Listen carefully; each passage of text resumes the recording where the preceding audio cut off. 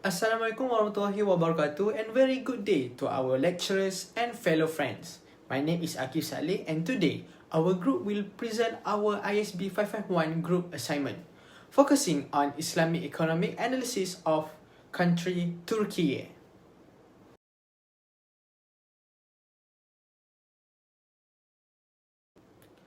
To kick off our presentation, I will be covering the background of the country. Turkiye is a uniquely positioned nation, serving as a dynamic transcontinental bridge that directly connects the economic and cultural spheres of both Europe and Asia. Moving into the current year of 2026, the Turkish economy is actively undergoing a critical phase of macroeconomic stabilization. This is a strategic move by their central authorities to navigate global supply chain shift and regional geopolitical dynamics. Despite various global economic uncertainties, Turkey's real gross domestic product or GDP growth is projected to stabilize at promising 4.0% in 2026. This resilience is heavily driven by a robust manufacturing export and thriving tourist sector. In fact, driven by these strong revenues and recovered foreign direct investment, Turkey has successfully rebuilt its central bank international reserve to over 140 billion US dollar this year. With a dynamic and consumption-driven population exceeding 95 million people, Turkey represents a powerful market in the region. More importantly, for our study, it is a nation that increasingly shifted its focus to align its national operation with alternative, ethical grounded economic framework. With that baseline established, I will now pass the presentation to the next presenter, Alia, to explain the specific type of economic system practiced in Turkey. Thank you. Alright, thank you Akif. Next, in this slide, it shows how the Turkey's economic system changed over the time. The country changed its economic policies to suit different economic conditions and development goals. From the year 1923 to 1929, Turkey focused on foundation and early nationalism. The main goal was to build local industries, reduce dependence on foreign countries, and strengthen the new nation through economic independence. From 1930 to 1959, Turkey adopted a protectionist and import substitution policy. The government used high tariffs and supported local industries. This helped local business grow, but it also reduced competition and limited connection with global markets. Between 1960 and 1980, Turkey followed the state planning period. The government controlled most investment decisions through 5-year development plan. However, by the late 1970s, the country faced high inflation, shortage, and weak foreign exchange reserve. From 1980 to 2001, Turkey introduced market liberalization under Turgut Özal. Trade was opened, many state-owned companies were privatized, and the economy shifted toward export-oriented growth. Competition and entrepreneurship also increased. Since 2002, Turkey has followed a mixed market economy, where both the government and the private sector contribute to economic growth. Large infrastructure projects are developed through public-private partnership, and Turkey continues to strengthen its position as a trade and logistic hub connecting Europe, Asia, and the Middle East. Overall, Turkey's economic system has changed from government-controlled policies to a more open market economy while maintaining the government's important role in national development. So now I'm going to talk about microeconomic aspects in Turkey. So firstly, we have the production. Production is very important in Turkey as it helps create good services, it generates income, and also provide employment opportunities. So there are several important sectors in the country such as agriculture, we have tourism, and also manufacturing. So let's move to the agriculture first. So Turkey is well known for providing wheat, hazelnuts, fruits, and vegetables. And this sector contributes around 5.5% to 6.5% to the country's GDP. And it also provides jobs opportunities around 15% of the workforce. So even though agriculture is not that largest sector, it is still important because it supports the food security and also provide income for many rural communities. Next is the tourism sector.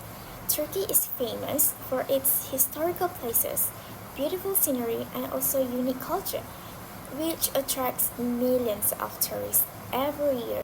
Tourism contributes about 5.6% directly to the GDP, and when other related sectors like hotels, transportation, and retails are included, its contribution increases to around 12%. This shows that tourism is also an important source of income to the country. However, the most dominant production sector in Turkey is manufacturing. It contributes about 19.6% of the GDP, which is higher than both agriculture and tourism. So, Turkey produces products such as automobiles, machinery, textiles, and also electronic goods.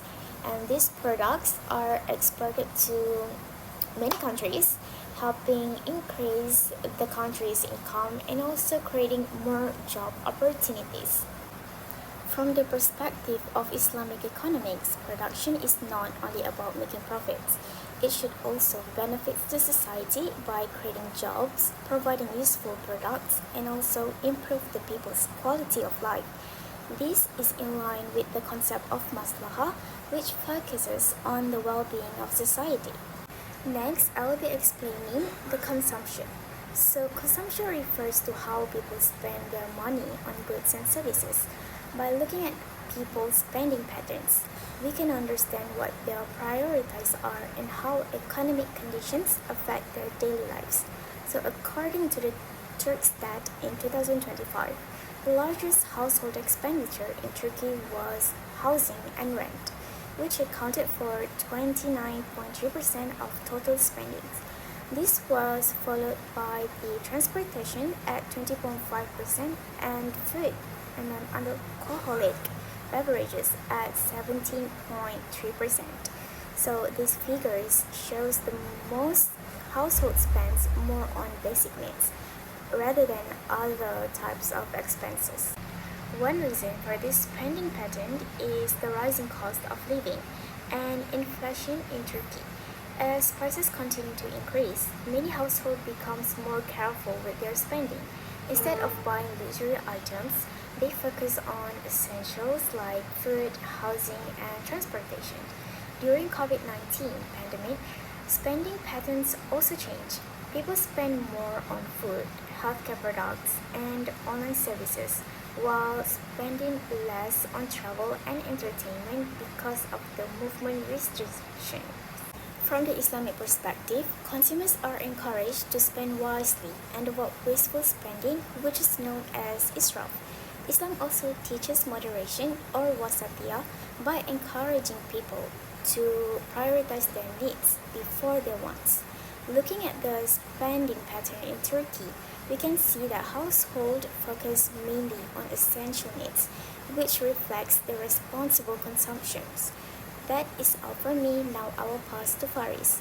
Thank you, Iman. Next, we move to distribution. Distribution refers to how income, wealth, and resources are shared among people in the economy. In Turkey, the government plays an active role in distribute through taxation, subsidy, social assistance programs, and wakaf system.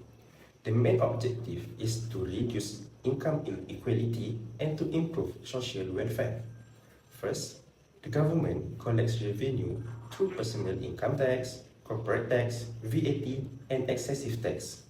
The revenue is then used, such as healthcare, education, and transportation and welfare programs. This allows resources collected from taxpayers to benefit society as a whole. Second, the government distributes resources through subsidies. Agricultural subsidies help farmers increase productivity and maintain stable income, while industrial and energy subsidies encourage investment, create jobs, and support regional development, especially in less developed areas. Third, Turkey provides a social assistance program such as cash transfer, housing support, educational assistance, and healthcare benefits. These programs help low-income households meet their basic needs and improve their quality of life. For an Islamic economic perspective, the Wakaf system also plays an important role in distribution.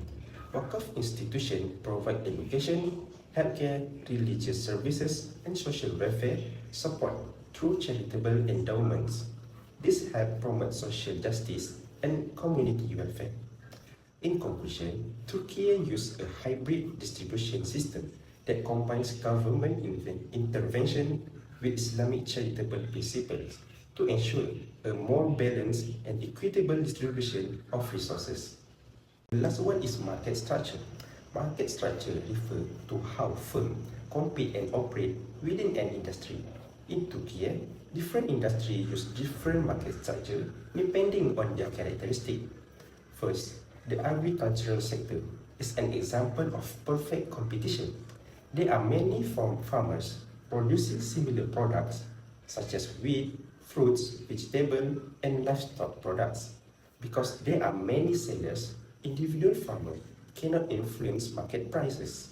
The government supports this sector through agricultural subsidies and price stability programs.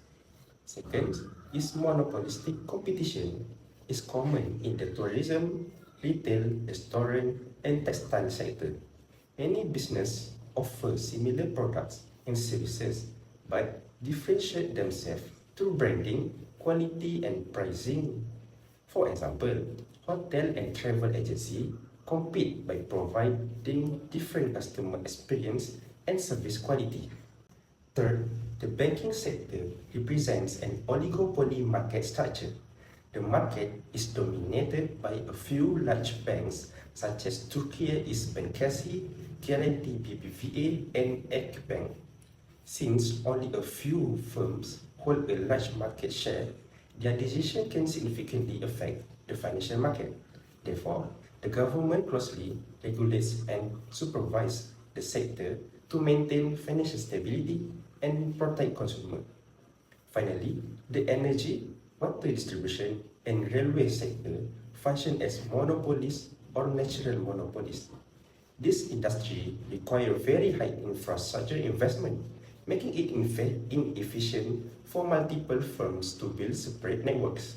As a result, government ownership or strong regulation is necessary to ensure fair pricing, public access, and efficient operations. Overall, Turkey has a mixed market economy. Agriculture mainly follow perfect competition. Tourism and retail operates under monopoly competition.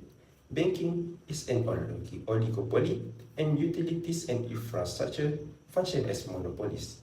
The governments play an important role through regulation, competition policy, subsidies, and supervision to ensure economic growth, market stability, and consumer welfare. Next, I will pass to Aman Batrisha.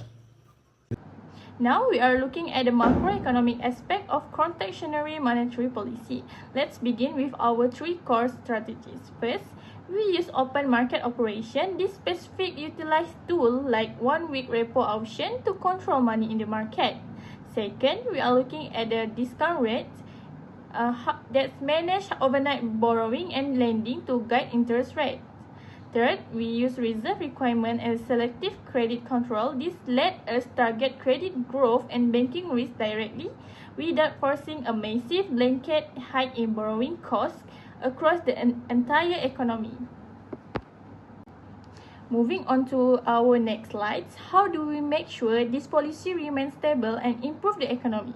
We focus on three methods. Number one is active rate stabilizations.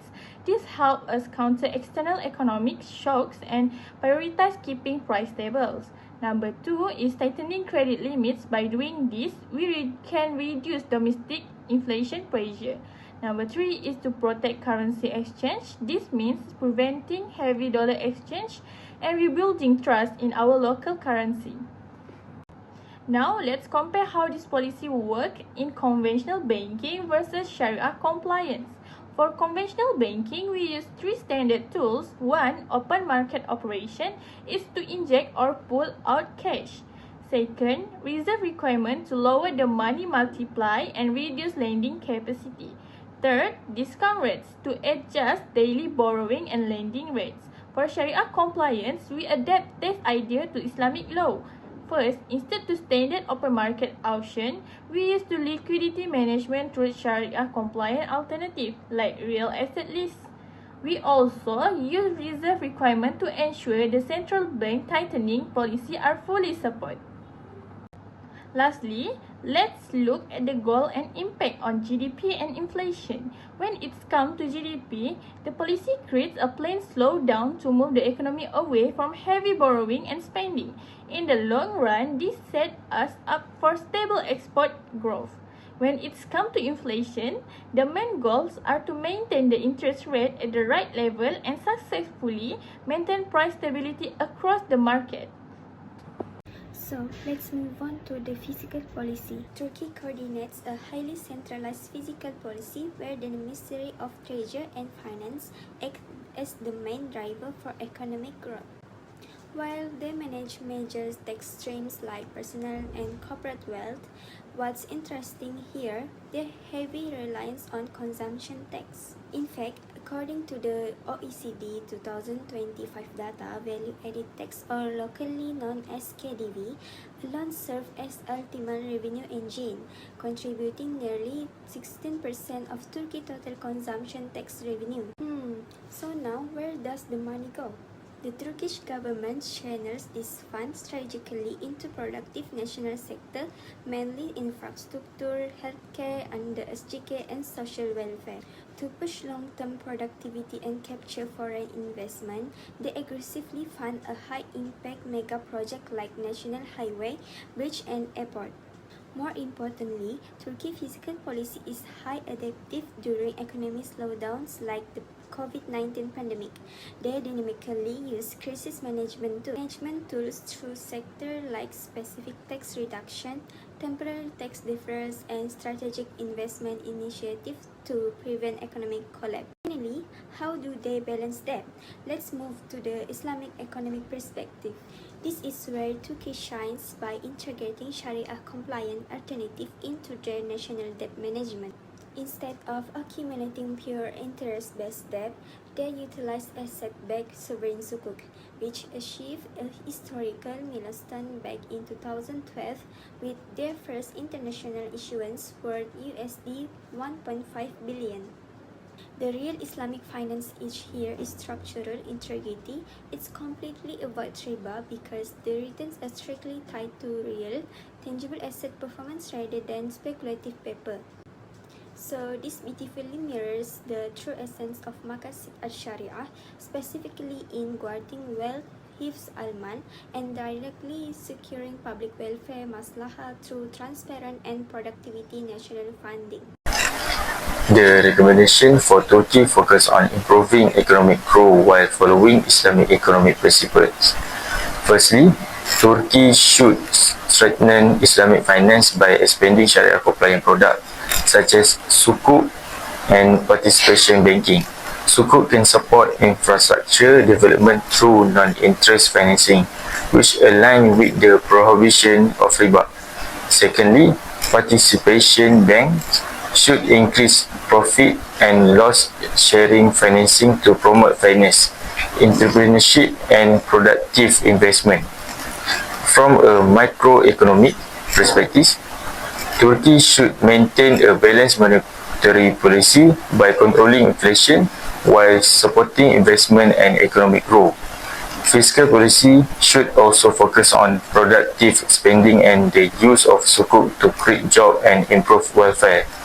Finally, Turkey should strengthen zakat and wakaf institutions to reduce income inequality and support vulnerable groups.